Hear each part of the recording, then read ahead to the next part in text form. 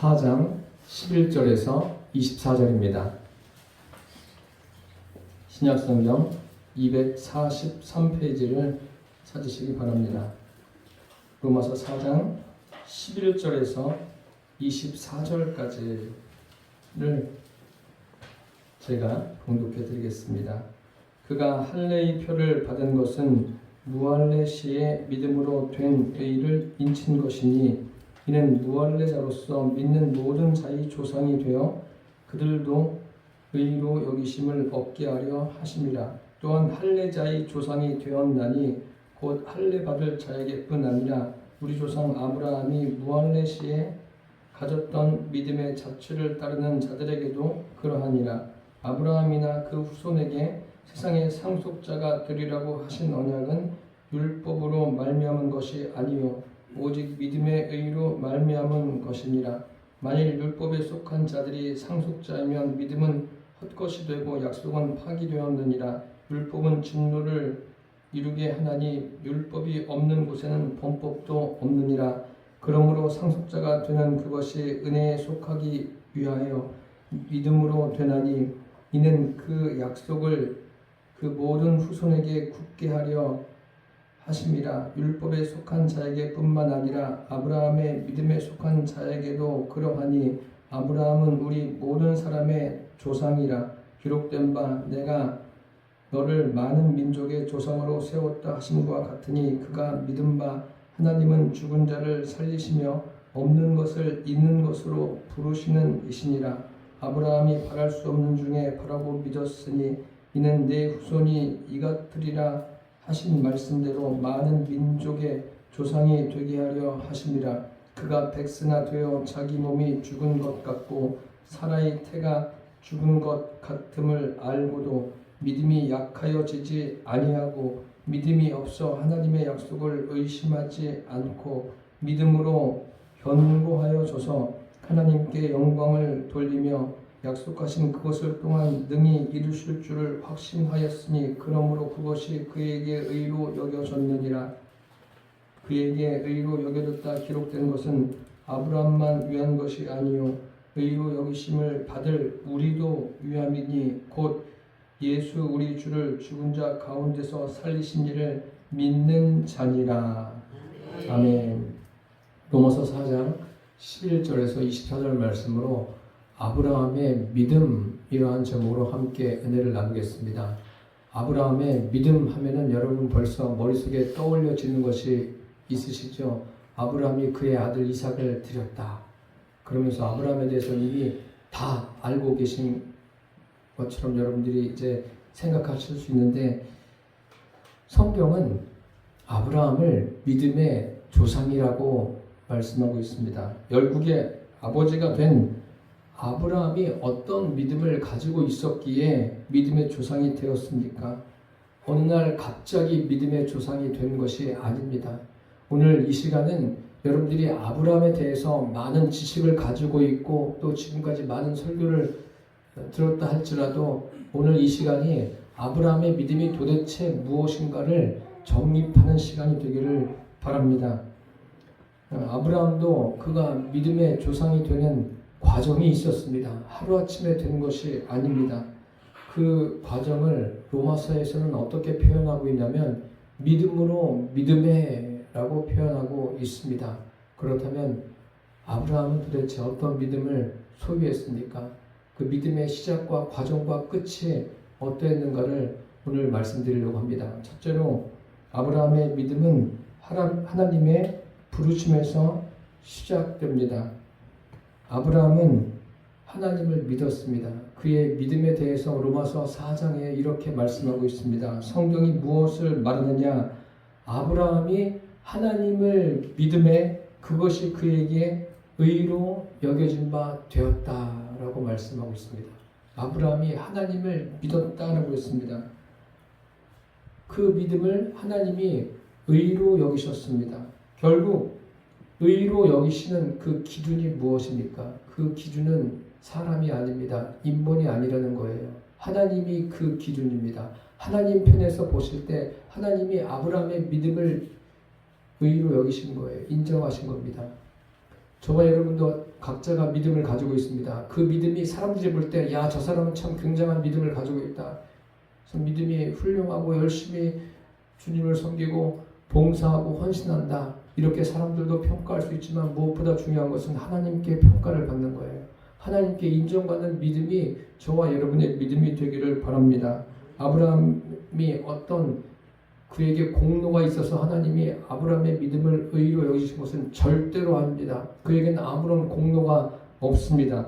하나님이 아브라함에게 그 믿음을 의로 여기신 기준이 무엇입니까? 아브라함이 하나님을 믿음에라고 되어 있습니다. 믿음입니다.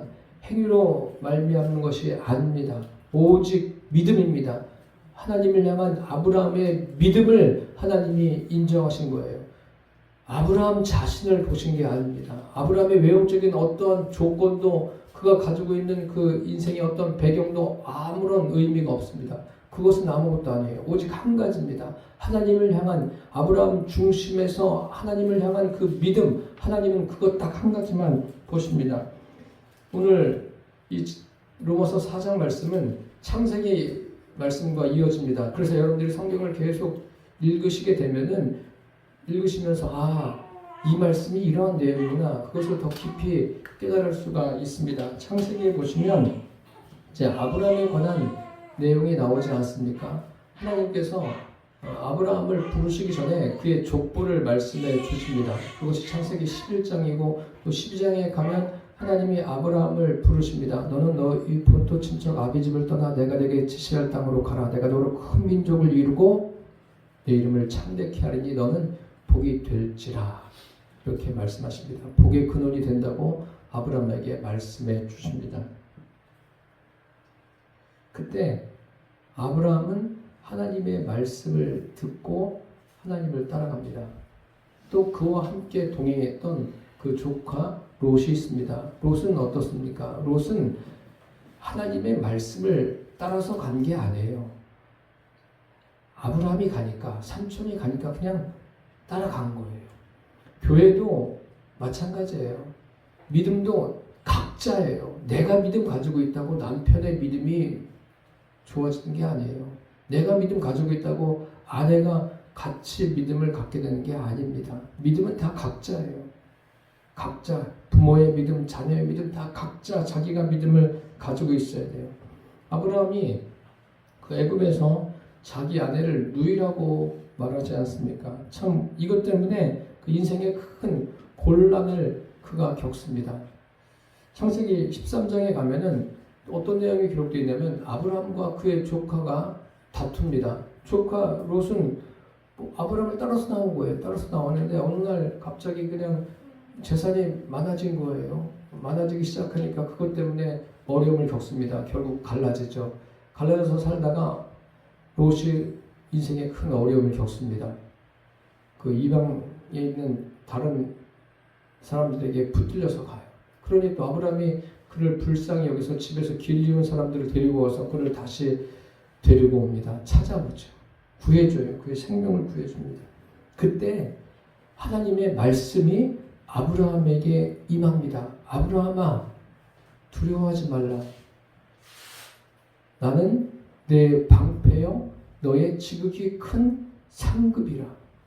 하나님이 아브라함에 그렇게 말씀하셔요. 아브라함에게 방패가 되신다고 합니다. 참 인생에 방패가 되는 사람만 있어도 좀 여유가 있고 행복하지 않습니까? 그게 없으면 고스란히 그 모든 것들을 다 자기가 받아야 돼요. 근데 아브라함에게 뭐라고 말씀하셔요? 하나님께서 아브라함아, 나는 내 방패다. 하나님은 모든 믿는 사람들의 그 인생길의 방패가 되십니다. 그분을 방패막이 삼아서 여러분들이 인생을 살아가시기를 바랍니다. 그리고 하나님이 아브라함에게 상급이다 라고 말씀하십니다. 그때 아브라함이 하나님께 말을 합니다. 질문을 하죠. 주여 내게 무엇을 해 주시려 합니까? 나의 상속자는 내 집에서 길리운 다메섹 사람 엘리에셀 뿐입니다 라고 말합니다. 그러면서 주님께서 내게 씨를 주시지 않았기 때문에 나는 이 종을 내 상속자로 알고 있습니다. 그렇게 말합니다. 그때 하나님이 아브라함에게 말씀하시죠. 그 엘리에셀이 내 상속자가 아니라 내 몸에서 날짜가 내 상속자가 될 것이다 라고 하나님이 아브라함에게 말씀하십니다. 성경에 보니까 아브라함이 여호와를 믿으니 하나님이 그 말씀하셨을 때 아브라함이 그것을 믿었다고 그랬어요. 믿으니 여호와께서 그것을 그에게 의로 여기셨다라고 창세기 15장에 분명하게 기록되어 있습니다. 오늘 이 로마서 4장 말씀은 창세기 말씀과 연결이 돼야 돼요. 연결이 되어집니다. 하나님께서 의롭다고 하신 아브라함의 믿음의 시작점이 어디입니까? 다른 데 있지 않습니다. 하나님이 아브라함을 부르신 것이 아브라함의 믿음의 시작입니다.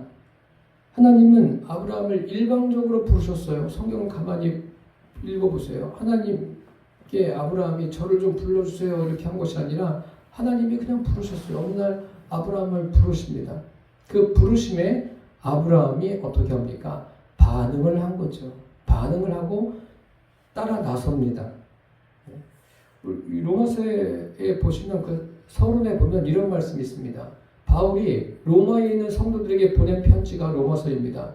로마에 있는 그 성도들에게 편지하면서 그들을 예수 그리스도의 것으로 부르심을 입은 자다라고 말하고 있습니다. 그리스도인들은 예수님께 부르심을 입은 사람들이에요. 부르심을 입은 사람들인데 이 부르심에는 뭐가 있냐면 반응이 있습니다. 반응이 있어야 그 부르심이 제대로 성립이 됩니다. 성경을 다 읽어보십시오. 읽어보시면 믿음의 사람들 한결같이 하나님의 부르심에 반응을 합니다. 그것을 일일이 열거하려면 뭐 정말 하루 종일 아니 몇 날 며칠 해도 할 수가 없죠. 간략하게 말씀드리면 모세도 80의 나이에 하나님이 그를 부르십니다. 부르셔서 하나님이 원하심을 그에게 말씀하시고 그를 통해서 하나님의 계획하심을 이루어 가시지 않습니까? 모세는 하나님의 부르심에 반응해서 하나님과 인격적인 교제 가운데 나아갑니다. 그 모세뿐만 아니라 성경을 읽어보면 모세의 뒤를 이은 여호수아도 하나님의 부르심에 반응을 합니다. 그뿐만 아니라 선지자들도 그렇지 않습니까? 어린 나이에 이사야나 예레미야 같은 경우에도 어린 나이에 하나님의 부르심에 반응을 합니다. 이것은 알고 있는 것 갖고는 되지 않아요. 알고 있는 것으로 믿음이 성립한다고 여러분 생각하지 마십시오. 그것은 아무런 의미가 없습니다. 아는 것이 아니라 내가 하나님 앞에 반응을 해야 돼요. 하나님과 나와의 관계에서 1대1의 관계에서 반응을 해야지 그 믿음이 성립이 되는 거예요. 아브라함이 그랬다는 거예요. 반응하지 않으면 아무런 의미가 없습니다. 참 그 인생에 하나님이 행하시는 그 기적을 누구보다 많이 경험한 사람이 누구입니까? 많이 있죠. 많이 있는데 그 중에 한 사람이 애국왕 바로 아니에요. 많은 기적을 경험했어요. 그 기적이 어려움이었지만 기적을 경험했다는 것은 뭐예요? 아, 하나님은 살아계시는 분이구나. 하나님은 살아서 지금도 역사하는 분이구나. 그렇게 하나님이 애국왕 바로에게 보여주셨어요. 물론 그 애굽이 어려움을 겪는 것으로 인해서 하나님이 보여주셨지만 그것 또한 뭐예요? 하나님의 부르심입니다. 그런데 애굽왕 바로는 어떻습니까? 하나님의 부르심에 철저하게 거부했어요. 다 자기의 마음대로 자기 의지만 가지고 삶을 살았습니다. 여러분 자기 의지를 가지고 이 세상을 살면서 잘 되는 게 아니에요. 그것을 여러분들이 분별할 줄 알아야 돼요. 하나님의 부르심에 반응하는 것, 그게 믿음의 시작입니다. 우리는 어떻습니까? 저와 여러분도 마찬가지 아닙니까? 하나님의 부르심에 반응해서 믿음을 갖게 되고 또 지금 이 자리에까지 이르게 된 것 아닙니까? 믿지 않는 가족들을 위해서 기도할 때도 그들이 하나님의 부르심에 반응하게 해달라고 기도하시기를 바랍니다. 그냥 잘 먹고 잘 살게 이게 아니에요. 이것은 굉장히 저차원적인 거예요. 고차원적인 것. 하나님의 원하심은 뭐예요? 하나님의 부르심에 반응하는 것이 하나님의 원하심인 겁니다. 하나님은 지금도 인생을 부르고 계세요. 아니 모든 인생을 부르십니다. 부르시는 그 시간도 다르고 부르시는 방법도 다르고 다 달라요. 다르지만 하나님은 하나님께서 그 사람에 맞게 그 사람을 부르고 계신다는 사실을 잊지 않기를 바랍니다. 그 부르심에 응답하는 사람이 복 있는 사람이고 그 부르심이 바로 믿음의 시작점이에요. 둘째로 아브라함은 하나님을 믿었습니다. 아브라함이 누구를 믿었다고요? 그걸 어떻게 알고 계세요? 성경에 보십시오. 아브라함이 하나님을 믿음에 아브라함은 하나님의 역사를 믿었다든지 하나님이 역사하실 것을 믿었다든지 역사하신 결과를 믿었다든지 그게 아니에요. 하나님 자신을 믿었습니다. 이게 믿음이에요. 우리가 믿음을 가질 때 참 다양한 것을 경험하게 됩니다. 어떤 사람들은 다양한 표적을 경험해요. 또 그 표적을 한두 번 경험하는 것이 아니라 시도 때도 없이 경험하는 사람들도 있습니다. 그렇지만 그 표적은 믿음의 대상도 아니고 믿음의 근거도 아닙니다. 믿음의 근거는 오직 한 분, 살아계신 하나님, 성경에 기록된 성삼일체 하나님 한 분만이 믿음의 근거가 되십니다.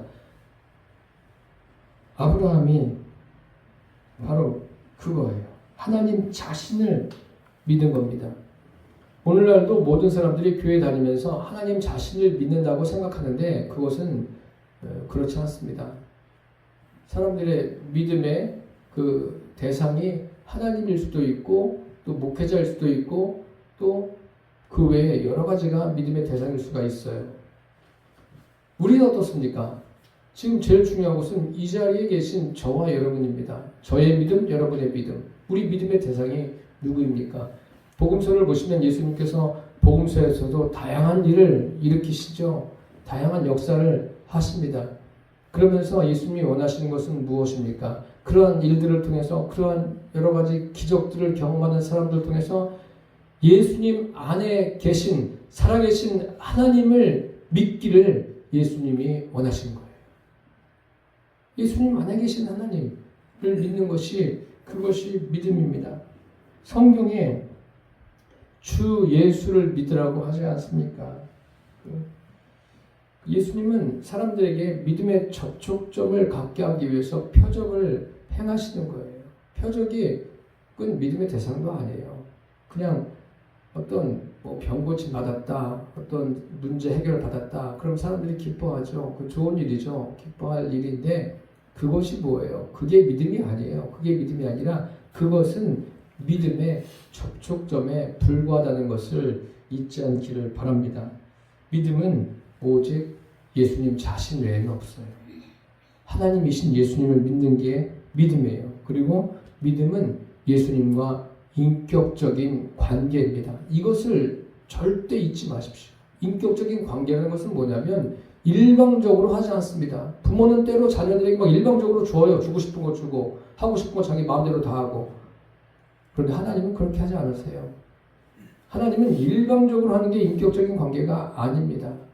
그리고 그렇게 일방적으로 주로 하는 게 누구예요? 마귀가 그렇게 하지 않습니까?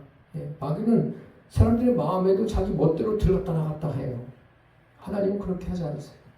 하나님은 그 사람을 부르시죠. 부르시는데 그 사람이 마음의 문을 열기를 원하세요. 그래서 제가 여러분들의 가족을 위해서 기도할 때 이렇게 기도라고 말씀드렸죠. 심령이 깨어지게 해달라고 기도하십시오. 심령이 깨어져야 돼요. 여러분들의 자녀를 위해서 기도하든 부모를 위해서 기도하든 형제를 위해서 기도하든 그 심령이 깨어져야지 말씀이 임할 때 주님을 영접할 수가 있는 거예요. 어떤 인생의 사건을 만날 때 주님을 영접할 수가 있는 거예요. 심령이 맹숭맹숭하고 심령이 그냥 무뎌지면 어떻게 되냐면 아무리 하나님께서 그냥 역사하셔도 애굽왕 바로처럼 되는 거예요. 마음이 단단하게 돌덩이처럼 굳어가지고 그냥 살아가는 거죠. 그 짧은 인생 낭비하는 거예요. 믿음은 우리에게 어떤 공로가 있지 않습니다. 믿음을 은혜라고 말하는 것은 내가 믿음을 갖게 된 것도 하나님의 역사하심이고 또 내 안에 주님을 영접하게 된 것도 하나님의 역사하심이기 때문에 은혜라고 말씀을 드리는 겁니다. 하나님께서 아브라함에게 이런 말씀을 하십니다. 그가 하나님을 믿음에 그것을 그에게 의로 여기셨다. 그러시면서 이런 말씀하셔요. 나는 이 땅을 네게 주어 소유를 삼게 하려고 너를 갈대아인의 우르에서 이끌어낸 여호와다. 그렇게 말씀하십니다. 그때 아브라함이 하나님께 이렇게 말합니다. 주 여호와여, 내가 이 땅을 내 소유로 받을 것을 무엇으로 알겠습니까? 그러니까 하나님께서 아브라함에게 예물을 준비하라고 하십니다. 그래서 아브라함이 암염소, 암소, 그 다음에 또 비둘기, 집비둘기, 산비둘기 다 준비해요. 준비하고 그것들을 쪼개놓습니다.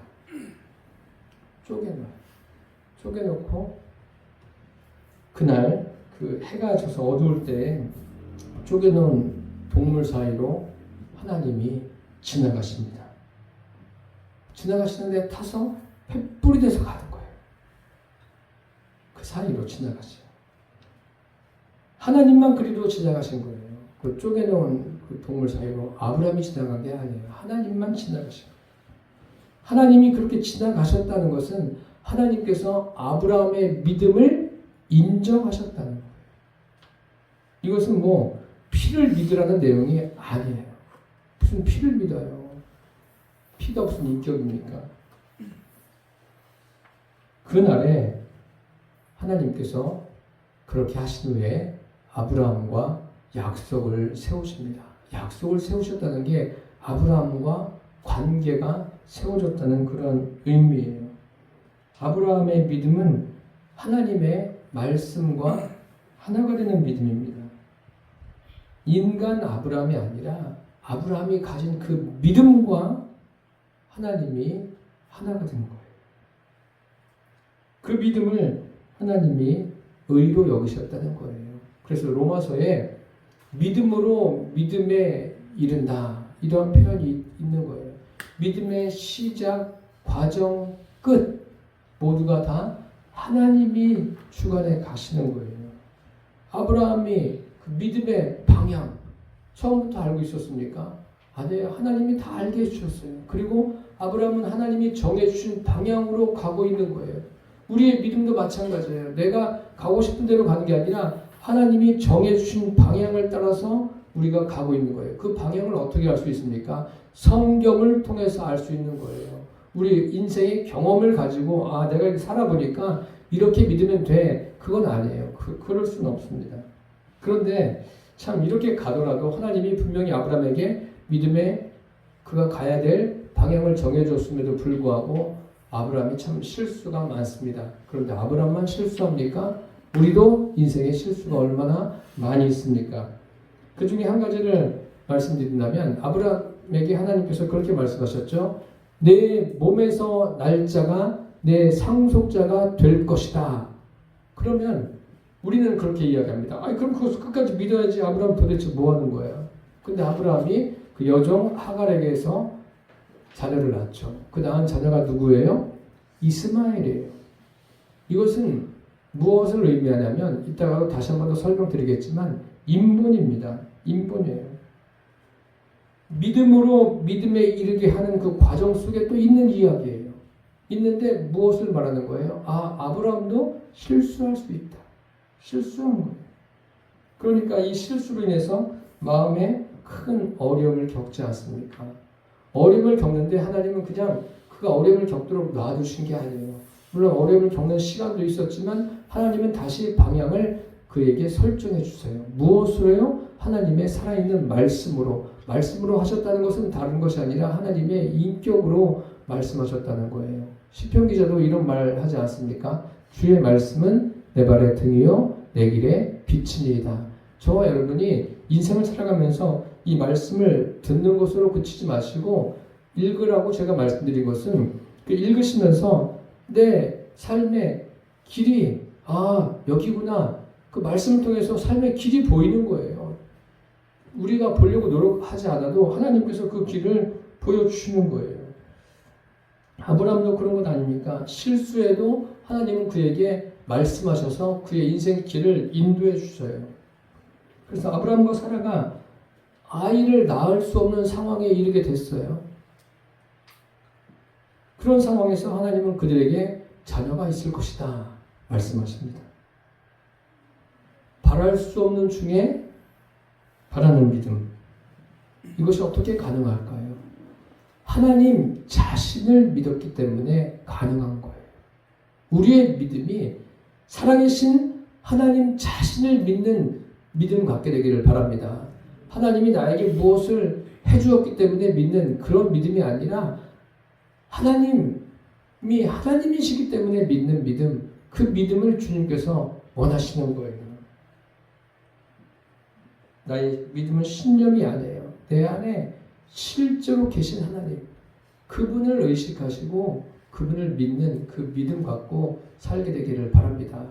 아브라함의 믿음이 바로 그 믿음이에요. 살아계신 하나님을 믿는 믿음, 그 아브라함의 믿음이 바로 저와 여러분의 믿음 되시기를 축복합니다. 끝으로 아브라함의 믿음은 하나님과 하나 된 믿음입니다. 아브라함의 믿음의 내용이 하나님을 의심했느냐 믿었느냐 그런 게 아니에요. 하나님이 하신 약속과 아브라함이 분리가 되지 않은 그런 상태를 바로 아브라함의 믿음이다라고 말씀드릴 수가 있습니다. 창세기 15장에 보면 하나님이 15장뿐만 아니라 계속 아브라함에 관한 기사들을 읽어보면 하나님께서 아브라함에게 임하시는데 어떻게 임하시냐면 말씀으로 임하세요. 계속해서 말씀하세요. 이럴 때도 말씀하시고 저럴 때도 말씀하시고 말씀으로 임하십니다. 말씀으로 임하신다는 것은 바로 하나님의 약속이죠. 약속이라는 것은 하나님 자신을 의미합니다. 하나님 자신이 아브라함에게 나타나세요. 그러니까 이 참 얼마나 귀한 겁니까? 하나님 자신이 나타났고 아브라함은 하나님이 말씀하신 것을 수용해요. 받아들여요. 그게 바로 믿음이고 그것이 하나님과 연합됐다는 증거예요. 저와 여러분도 하나님의 말씀을 믿지 않습니까? 우리가 받아들이지 않습니까? 받아들이는 자체가 뭐예요? 그것이 바로 연합입니다. 그러한 믿음으로 우리가 살아가게 되기를 바랍니다. 그 요한복음에 보면 영접하는 자, 곧 그 이름을 믿는 자들에게는 하나님의 자녀가 되는 권세를 주셨다라고 했습니다. 기독교의 믿음은 뭐예요? 영접인 거예요. 주님을 내 안에 주인으로 모셔드리는 거예요. 그러면 하나님의 자녀가 되는 권세가 임하는 거예요. 능력이 임하는 거죠. 이 본문 말씀은 그 창세기를 인용해서 바울이 기록하고 있어요. 아브라함이 그 본토 친척 아비집을 떠날 때가 나이가 75세였습니다. 그 하나님이 말씀하셨죠. 내 상속자는 엘리에셀이 아니라 내 몸에서 날 자가 내 상속자가 될 것이다. 그런데 계속 없지 않습니까? 없어요. 없으니까 아브라함과 사라가 기다리고 기다리다가 어떻게 합니까?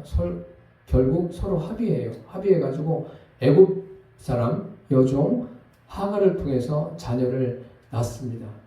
이것이 아브라함과 사라의 최선이죠. 최선이에요. 그들은 처음에는 엘리에셀이면 된다.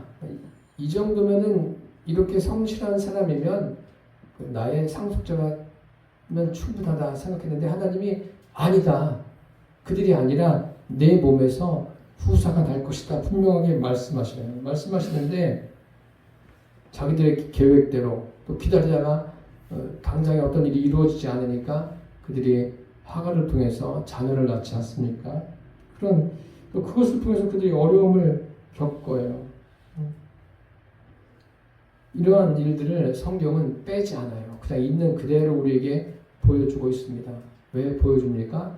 믿음으로 믿음에 이르는 것이 무엇인가를 우리에게 보여주는 거예요. 믿음으로 믿음에 이르는 그런 과정들이 완벽하지 않습니다. 하나님은 완벽하신데 사람은 완벽하지 않다는 거예요. 사람은 이런저런 일을 다 겪지 않습니까? 뭐 하나님 앞에 숨길 것이 무엇입니까? 그러면 아브라함과 사라 사이에 이스마엘을 낳았어요. 무엇을 의미하는 거죠? 이스마엘을 낳았다는 것은 그것은 그들이 아직 의인이 아니라는 거예요. 그런 의미입니다. 그런데 여러 가지 과정들을 거치면서 하나님은 그들을 의롭게 하셔요. 그래서 성경 창세기 17장에 보면 이제 할례를 행합니다. 그리고 18장에는 이삭을 잉태하겠다고 사라에게 말씀해 주세요. 참 하나님은 그 아브라함에게 약속하신 것을 이루어 주시는데 아브라함이 사라가 그것을 기다리지 못하죠. 그런데 그들만 그랬겠습니까? 우리가 그들 입장이었더라도 충분히 그랬을 거예요. 그런데 왜 이런 것들을 다 기록해 놓았느냐 하면은 그러한 과정들을 통해서 마침내 아브라함이 하나님께 인정받는 진짜 믿음의 사람이 되었다는 거예요. 아브라함만 아니라 우리의 믿음도 하나님께 인정받는 믿음이 되시기를 축복합니다. 우리의 노력으로는 될 수가 없죠. 오늘 이 본문이 그것을 우리에게 그대로 보여주고 있습니다. 그 육신적으로 보십시오. 아브라함과 사라는 육신적으로 보면 죽은 자예요. 이 사람들이 무슨 아기를 낳아요? 자녀를 낳아요. 생명을 출산할 수가 없는 그런 조건입니다. 그런데 하나님은 그들의 몸에서 자녀가 나을 것이다. 죽은 것과 같은 그들의 몸에서 자녀가 나을 것이다. 이렇게 말씀하고 계십니다. 이것은 하나님의 특별한 능력이 임하지 않으면 불가능한 거죠. 인간의 노력으로도 되지도 않고 또 인간의 어떤 방법으로도 되지 않습니다. 이들이 잉태해서 자녀를 낳았다는 것이 뭐예요? 하나님의 능력이라는 거예요. 하나님을 믿는다는 것은 무엇입니까? 하나님의 능력이 그들에게 임한다는 거예요. 우리도 하나님을 믿지 않습니까? 하나님을 믿는 저와 여러분들에게 하나님의 능력이 이미 임한 거예요. 우리 안에 능력이 있습니다. 하나님 자신이 계시지 않습니까? 이제 그 능력으로 저와 여러분의 삶을 살아내시기를 바랍니다. 우리 의지로 사는 게 아니에요. 인간에게는 다 자유의지가 있습니다. 자유의지가 있으니까 그 의지로 열심히 최선을 다해서 사는 게 우리 삶이 아니라 그러한 인간의 의지를 가지고 주님을 영접해요. 주님을 영접하면 주님이 내 안에 들어와 계시죠? 그럼 우리는 어떻게 살아요? 내 의지로 열심히 선을 해가고 내 의지로 열심히 봉사하고 내 의지로 다른 사람을 돕고 이게 아니라는 거예요. 교회에서 이렇게 저 어릴 때부터 이렇게 가르쳤어요. 그런데 그게 아니라니까요. 그게 가능합니까? 그렇게 하는 게 여러분 해보셨어요? 가능합니까? 가능하지 않는 거예요. 무엇으로요? 하나님의 능력으로 저와 여러분이 살게 되기를 바랍니다. 하나님을 믿는 것은 다른 것이 아니라 능력을 소유하는 거예요. 어떤 능력이요? 성령님이 내 안에 계시지 않습니까? 성령님이 계신 것보다 더 큰 능력이 어디에 있습니까? 그리고 그분의 말씀이 내 안에 계세요. 그보다 큰 능력이 어디에 있습니까? 최고의 능력을 받은 사람이 하나님의 자녀들이에요. 그게 바로 믿음입니다. 그러니까 하나님이 아브라함의 믿음을 의롭다라고 인정하시는 거예요. 우리가 오직 믿음 이렇게 말하지 않습니까? 오직 믿음은 다른 게 아니에요. 하나님을 내 안에 주님으로 영접하지 않았습니까? 그게 오직 믿음이에요. 그리고 내 안에 계신 주님의 능력으로 삶을 살아내는 것, 그게 오직 믿음이고 능력입니다. 그러니까 주님과 나와는 어떤 추상적인 관계가 아니에요. 실제적으로 하나가 되는 관계입니다. 그것을 이제 저와 여러분이 삶에서 얼마나 실제적으로 누리고 계십니까? 매일같이 그것을 깊이 누리게 되기를 바랍니다. 하나님은 지금도 물리적으로 이 세상에 역사하십니다. 여러분들이 그것을 얼마나 믿고 신뢰하는지는 각자 개인차가 있겠지만 그것뿐만 아니라 하나님은 실제로 저와 여러분과 인격적인 교제를 하고 계십니다. 이제 우리 편에서는 어떻습니까? 우리도 반응해서 하나님과의 그런 관계가 깊어지기를 바랍니다. 우리가 성삼일체 하나님을 믿습니다. 그 성삼위 하나님은 인격이 다르세요. 세 분이 다르신 분이 하나예요. 얼마나 참 신비하고 놀랍습니까? 그런데 그 성삼일체 하나님 중에 성령님께서 지금 우리 안에 계십니다. 각 사람 안에 계세요. 그분이 계심으로 하나님을 믿는 믿음이 더 성숙해지기를 바랍니다. 로마서의 표현대로 믿음으로 믿음에 이르게 하는 그 믿음, 그것은 성령으로 되어지고 저와 여러분이 믿음을 시작했으면 하나님의 부르심에 반응했으면 끝나는 것이 아니라 이제 매일같이 그분과의 교제가 깊어지기를 바랍니다. 그래서 주님이 원하시는 대로 성숙한 데 나아가는, 주님이 말씀하셨을 때 그 말씀을 내 안에 받아들이고 그 말씀대로 되어짐을 기대하며 살아가는 그러한 믿음의 사람들 되기를 바랍니다. 믿는 것 자체가 능력이에요. 이미 우리 안에는 능력이 임했어요. 세상에서 무엇과도 바꿀 수 없는 그 능력이 우리 안에 임했습니다. 그분이 보혜사 성령님이세요. 그분으로 말미암아 우리 각자에게 주어진 삶이 사라지기를 바랍니다. 그래서 교회에서 봉사할 때도 성령의 능력으로, 여러분들이 일상에서 직장이나 사업을 경영하든 성령의 능력으로, 그러면 자랑할 때가 어디에 있습니까? 우리에게는 아무것도 없어요. 자랑할 때는 오직 주님 외에는 없습니다. 이런 원리를 알고 살아가신다면 인생에서 어떠한 일을 만나더라도 시험에 들지 않습니다.